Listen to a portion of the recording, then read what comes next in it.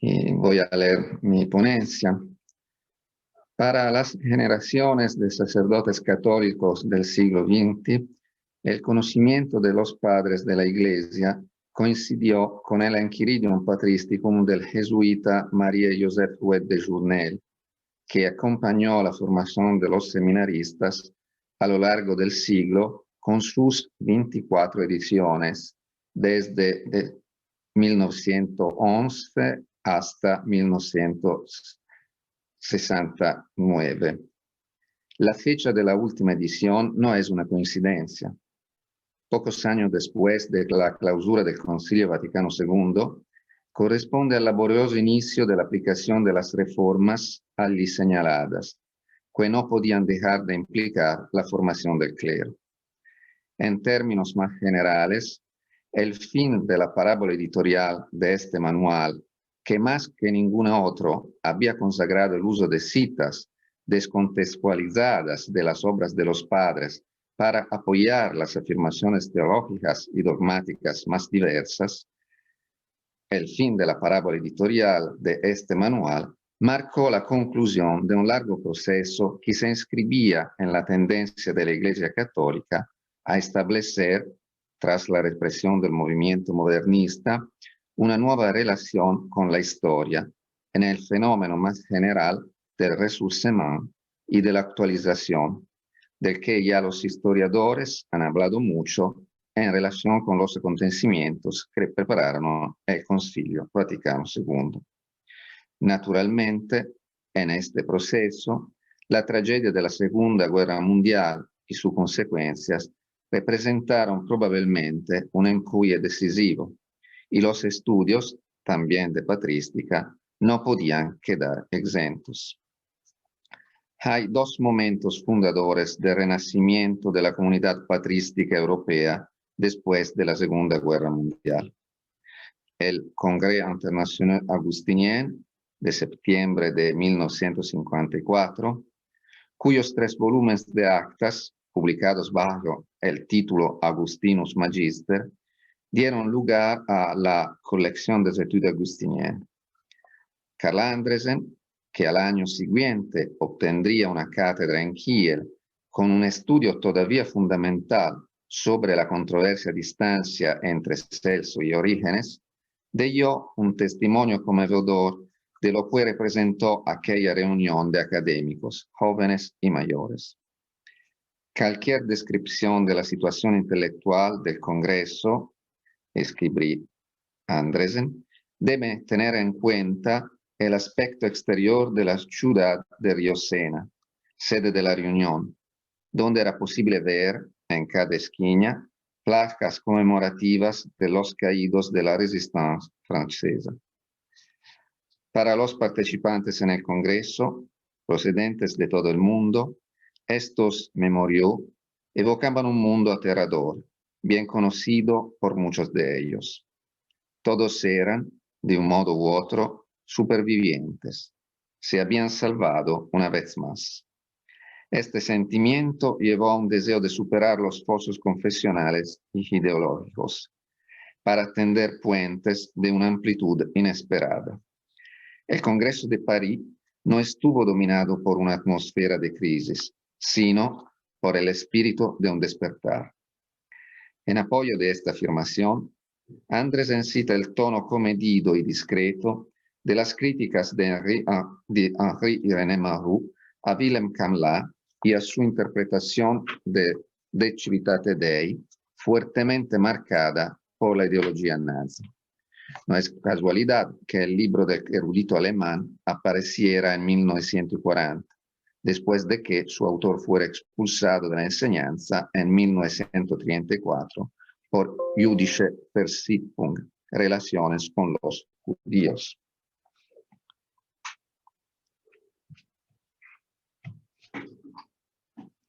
En referencia a Marrou, Andresen concluye: después de la catástrofe de la Segunda Guerra Mundial, los padres de la Iglesia se convirtieron para él en la imagen guía de un humanismo católico de carácter erasmiano. la única salida posible a la crisis de los tiempos. Al presentar la serie francesa de textos patrísticos Sus Chrétiens, sobre la cual yo volveré, el mismo René Marrou escribía en Le Monde en abril de 1958 que esta serie, escribía Marrou, no tiene que hacer solo con problemas estrictamente religiosos o solo dentro del mundo cristiano. Es una extraordinaria contribución al progreso y a la vitalidad del humanismo clásico. 3 años antes del Congreso de París, tuvo lugar el otro gran acontecimiento de la fundación de la Comunidad Patrística Internacional, que está aún más estrechamente ligado en su dinámica a los acontecimientos del Concilio Vaticano II. Animado por Patrick McLaughlin, un pastor anglicano que más tarde se convirtió al catolicismo, Frank Leslie Krause, desde 1944 hasta 1968, Lady Margaret Professor of Divinity en la Universidad de Oxford, Frank Leslie Krause convocó ahí en Oxford en 1951 un encuentro entre estudiosos de los padres de la Iglesia, con la convicción de que esto ayudaría al desarrollo de las relaciones, no solo científicas, entre cristianos de diferentes confesiones y países. Sin embargo, a pesar de que se subrayó repetidamente el carácter académico de la reunión, en el último momento, los representantes de una de las principales órdenes religiosas de la Iglesia Católica no pudieron asistir, porque las autoridades romanas sospechaban del carácter criptoecuménico de la conferencia. La delicadeza con la que Elizabeth Livingstone, infatigable sucesora de Cross en la organización de lo que iban a ser las Oxford Patristic Conferences, Elizabeth Livingstone recuerda la prohibición no disminuye su envergadura si se tiene en cuenta que se trataba del orden de los jesuitas que a principios de los años 40 en la Francia de Vichy había concebido la ya mencionada serie de Sus Chrétiens y luego la había lanzada en el París ocupado por los alemanes, abriendo así el camino en la Iglesia Católica a la actualización de los padres y de orígenes más que ningún otro. También en el seno de la Compañía de Jesús, en los mismos años en que se iniciaron las conferencias de Oxford, se logró otro hito en la historia de la patrística, y no solo católica, del siglo XX, esta vez con el imprimatur de la autoridad eclesiástica católica. Los 3 volúmenes de Das Concil von Chalcedon, Geschichte und Gegenwart, publicado entre 1951 y 1954, en el que los acontecimientos doctrinales que culminaron en ese concilio fueron examinados con una amplitud de perspectivas históricas y teológicas hasta entonces impensable y con una intención ecuménica demasiado oculta. A pesar de la prohibición católica, más de 200 estudiosos, también de todos los continentes y también de todas las confesiones cristianas, acudieron a Oxford en septiembre de 1951.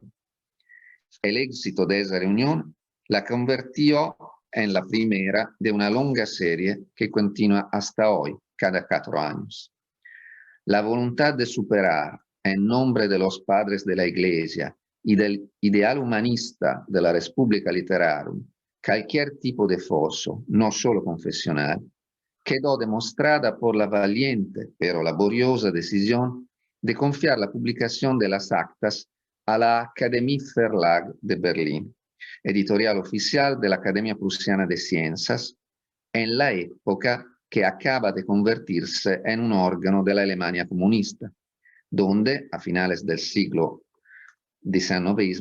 Adolf von Harnack había creado la Comisión para la edición crítica de los textos de los Griechischen Christlichen Schriftsteller der ersten 3 Jahrhunderte, que había dado lugar a la primera serie de los padres griegos, finalmente a la altura de la filología clásica más desarrollada. En esta manera, desde la primera mitad de la década de 1950, se inició una impresionante actividad internacional,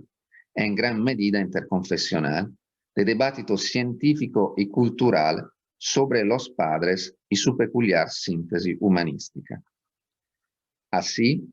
en el discurso de apertura del tercer Congreso de Oxford, en septiembre del 1959, André Mandus abordó de frente el problema de la mesure de mesure de la patristique, planteando una cuestión que está más de actualidad que nunca,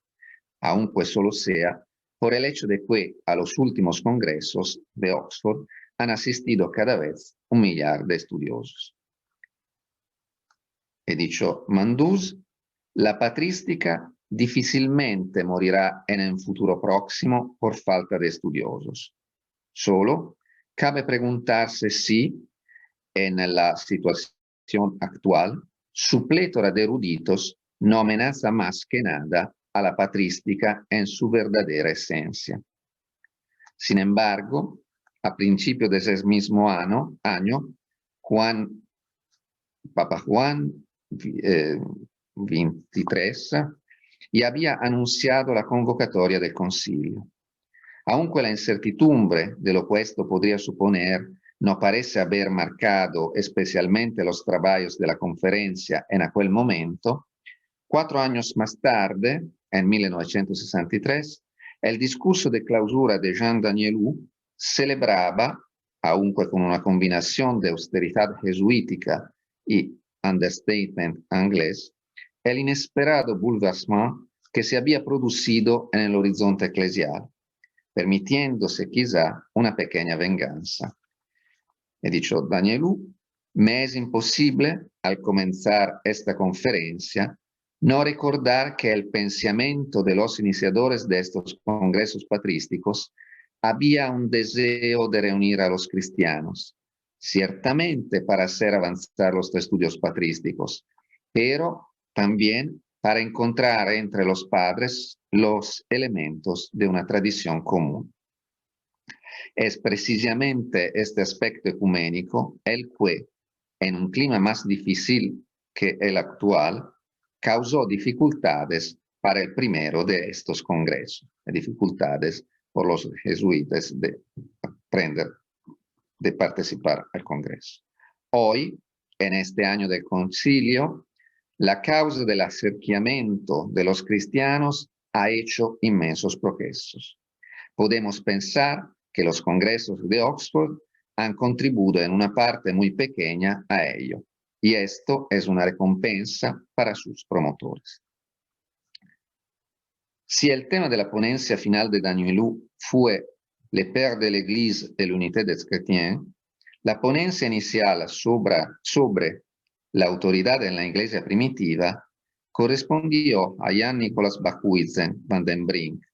profesor de Leiden y pastor de la Iglesia Reformada holandesa. El entusiasmo por el concilio se manifestó también en muchas de las ponencias presentadas en el Congreso, algunas relacionadas con la historia de la liturgia. Pablo VI promulgó la Sacrosanctum Concilium en el mes de diciembre siguiente, otras con testimonios patrísticos sobre la idea y la práctica del concilio, hasta una ponencia entonces quizá futurible, pero hoy más significativa que nunca, dedicada a un posible ecumenismo entre el Islam y el cristianismo, aunque esbozado en términos bastante vagos. En el intervalo entre esta y la posterior reunión de Oxford,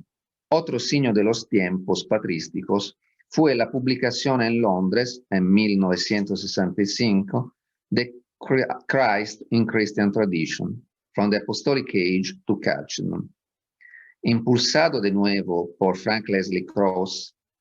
Alois Grillmayer, uno de los editores de Das Concil von Chalcedon y futuro cardenal, había transformado las 200 páginas de su artículo introductivo a ese volumen Die theologische und sprachliche Vorbereitung der cristologischen Formel von Chalcedon en un estudio completamente nuevo de más del doble de alcance, el primer paso de la monumental empresa que ocupó a Grillmeyer durante el resto de su vida, la historia de la cristología antigua contenida en los 5 volúmenes de Jesús el Cristo en la fe de la Iglesia, aparecidos en muchos idiomas. El punto más alto de la dimensión ecuménica de las conferencias de Oxford, pero al mismo tiempo el momento de su crisis,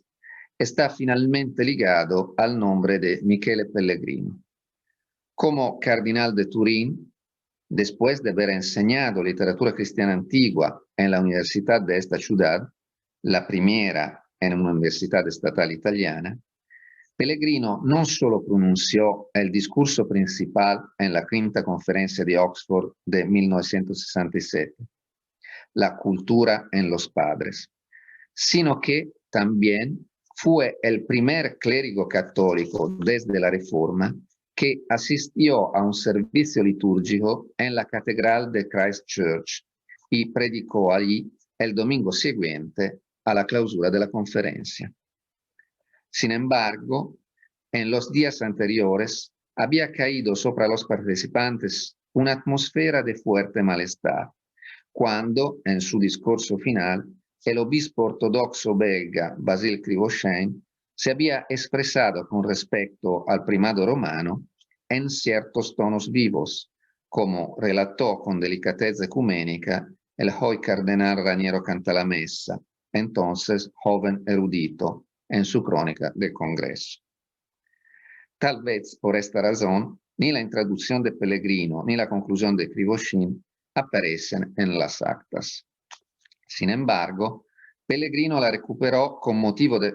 la inauguración del Institutum Patristicum Augustiniano,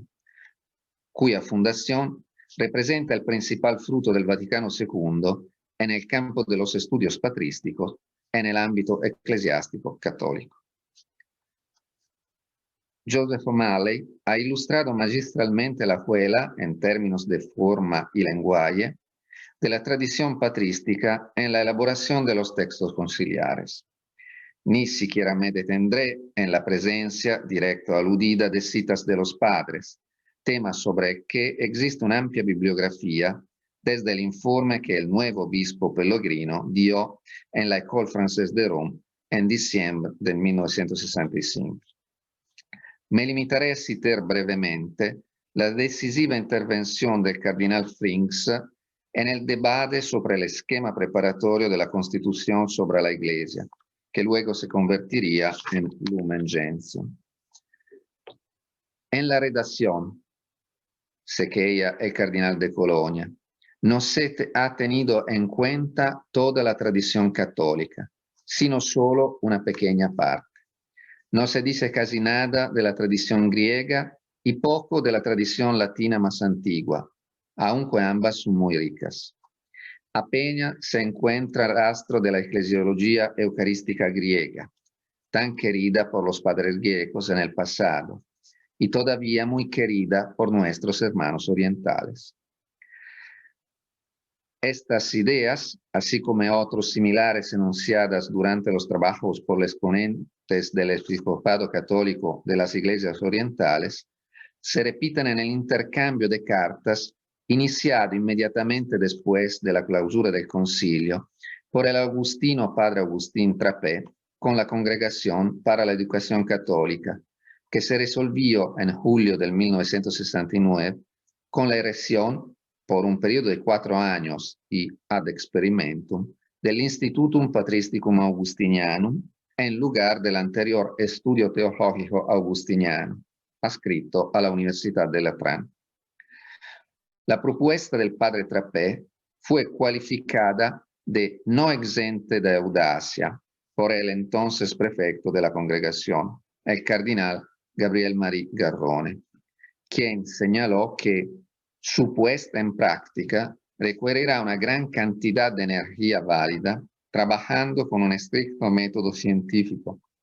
dado que un instituto patrístico, para responder verdaderamente a su propósito, debe abarcar un vasto arco de investigación que se extiende desde la filología hasta la filosofía de los diversos escritores y doctores de la Iglesia de Oriente y Occidente,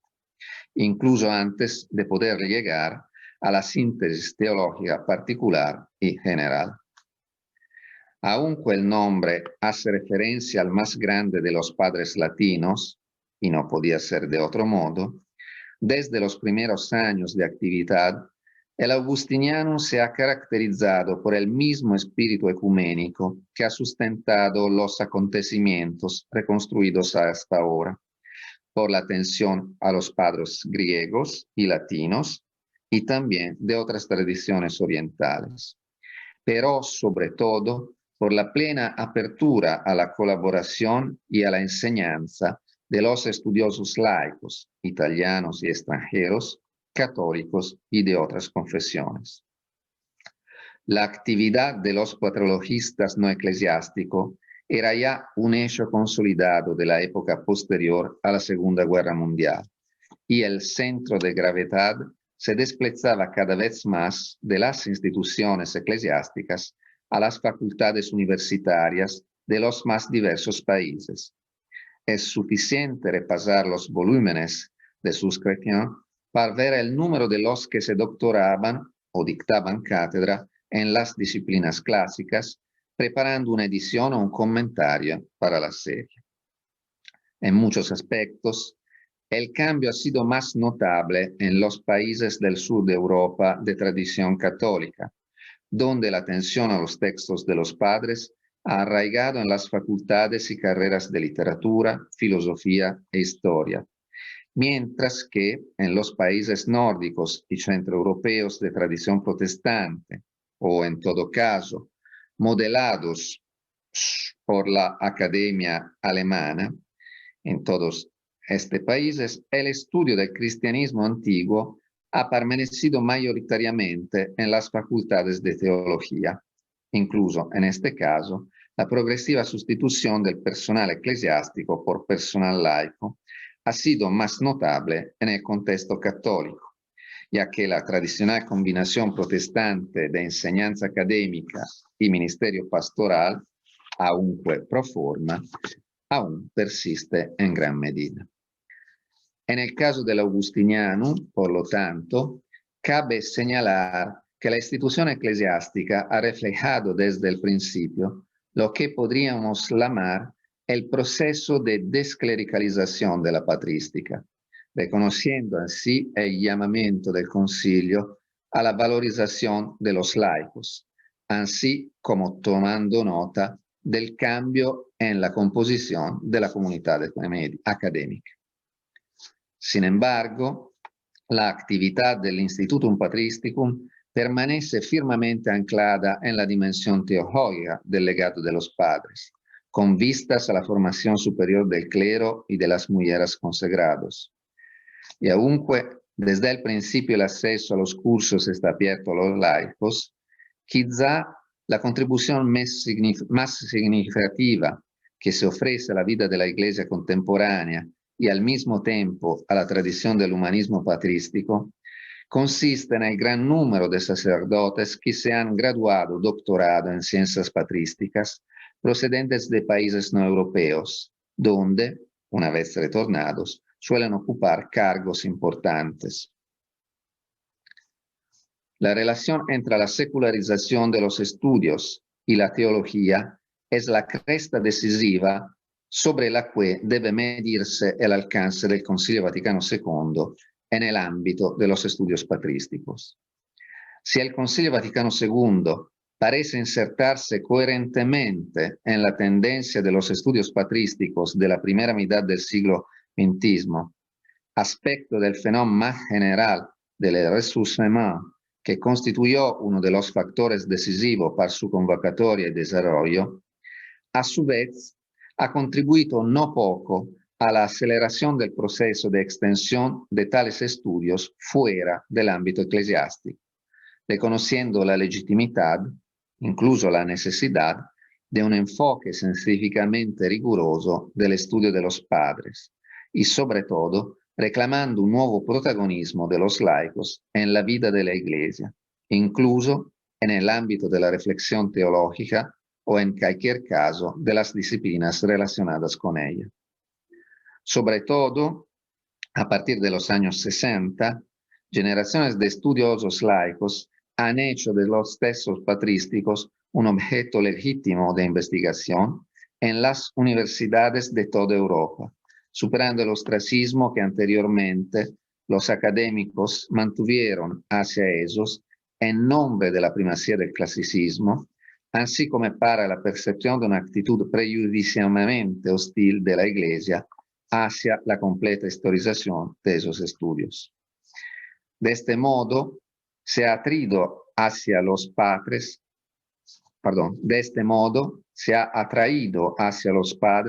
la atención de estudiosos ajenos al horizonte eclesial, o al menos solo marginalmente interesados en él. Así, la aparición en el mismo 1967, en cui el cardenal Pellegrino inauguró la conferencia de Oxford del Agostino Vippo e Biography de Peter Brown,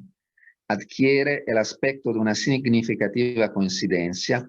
que puede considerarse el punto de partida de una secularización más radical del enfoque analítico de la literatura patrística y de sus autores, que desplegaría sus efectos a partir de la década siguiente, sobre todo en América del Norte, y de ahí repuntaría en el viejo continente a partir de los años 80. El cambio de paradigma está claramente indicado por la clara afirmación en la comunidad académica de la categoría conceptual y clasificatoria de la antigüedad tardía, dentro de la cual se reabsorbe ahora la investigación de la literatura cristiana antigua. El énfasis puesto por Peter Brown en la dimensión antropológica y social del cambio introducido por el cristianismo en el mundo antiguo, reconstruido en gran medida a partir de los textos de los padres, ha oscurecido la dimensión teológica y espiritual de este, reducida, sobre todo en los epígonos del gran erudito dublinés de familia protestante,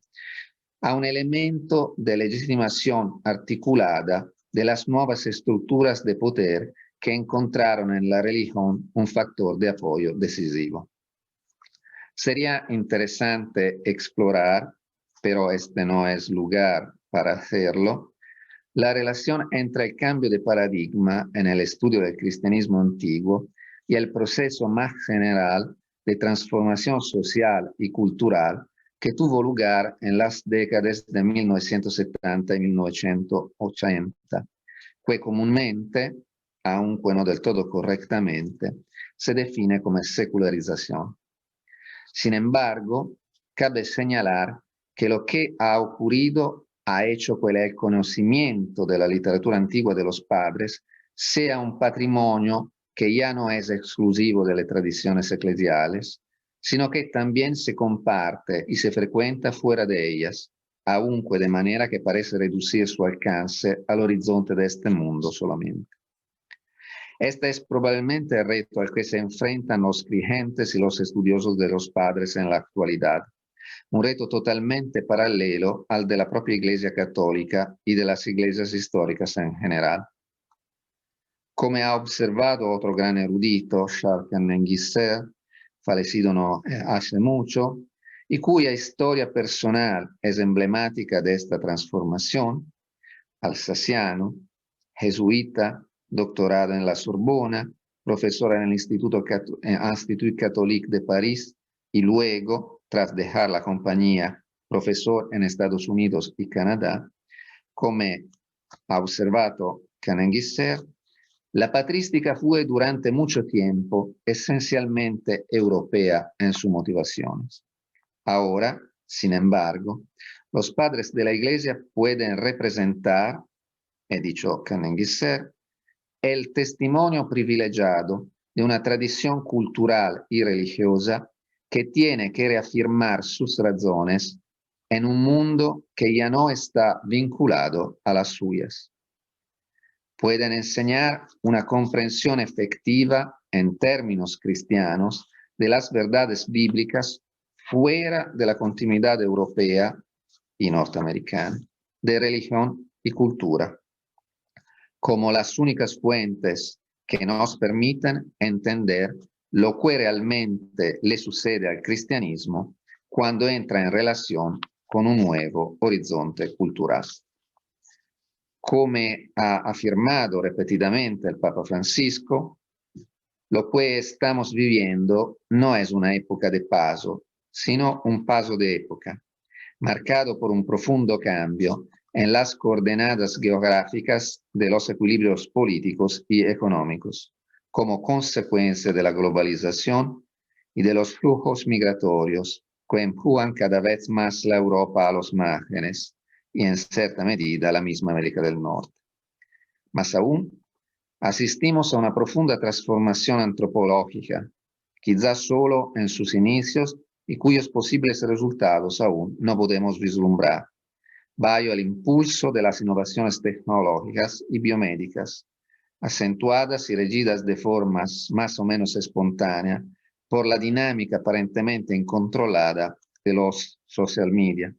que han pasado a ocupar el lugar de los productores tradicionales de las grandes narrativas y del imaginario colectivo del siglo XXI, el cine, la televisión, el sistema artístico y la literatura. Se trata de una transformación que tal vez altere drásticamente la comprensión misma que los seres humanos, hombres y mujeres, tienen de sí mismos. Pero esta transformación no marcará, sin embargo, la entrada en ninguna tierra prometida, como podría parecer, sino que corre el riesgo de ampliar desproporcionadamente las diferencias entre quienes tienen acceso a los recursos económicos, médicos y de capital simbólicos y quienes no, como ya está surgiendo a raíz de la dramática historia de la pandemia. A diferencia de la época de los padres, la tradición cristiana que se basa en ellos no es el motor de esta transformación. Sin embargo, como señala Canenguisser, hoy puede ser un nuevo kairos también para esta tradición, siempre que descubramos su núcleo esencial, que funda y precede a las definiciones dogmáticas y a la idea misma de ortodoxia, en la búsqueda de un ecumenismo ya no solo entre las iglesias, sino entre todos los hombres de buena voluntad a los que se anuncia el Evangelio, tanto ayer como hoy y mañana. Estudiar hoy a los padres para ser auténticos intérpretes de su mensaje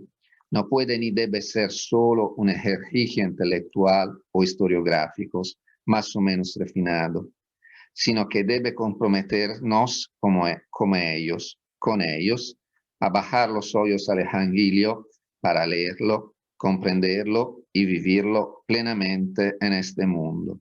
Y al mismo tiempo levantar los ojos al cielo en la esperanza de algo que no está simplemente más allá de este mundo, sino que es otro que este mundo. Muchas gracias.